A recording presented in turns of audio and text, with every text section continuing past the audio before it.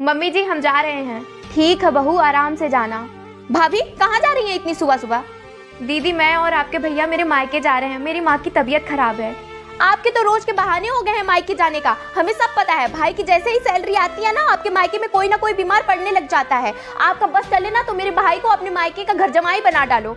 दीदी कुछ ज्यादा नहीं बोल रही हैं आप, मेरी माँ की तबीयत सच में खराब है और ऐसे हर बार आप घर में आग मत लगाया करिए, नहीं तो एक दिन बहुत ज्यादा हो जाएगा। और आपको मेरे मायके जाने से इतनी ज्यादा तकलीफ होती है तो खुद क्यों मुंह उठा करके चली आती है? खुद भी मत आया करिए, बात करती हैं। माँ देख रही हो किस तरह से जबान लड़ा के गई है आपकी बहू रानी। चुप कर, कुछ बोलने से पहले सोच समझ कर बोला कर। उसकी माँ की तबीयत सच में खराब है, किसी का दुख नहीं समझ सकती तो कम से कम घर में कलेश तो मत किया कर। तू सिर्फ घर में आग लगाने के लिए आती है। तेरी इन्हीं हरकतों की वजह से ना तू अपने ससुराल में नहीं रह पा रही है। माँ किसी पेड़ के कटने का किस्सा ना होता अगर कुल्हाड़ी के पीछे लकड़ी का हिस्सा ना होता।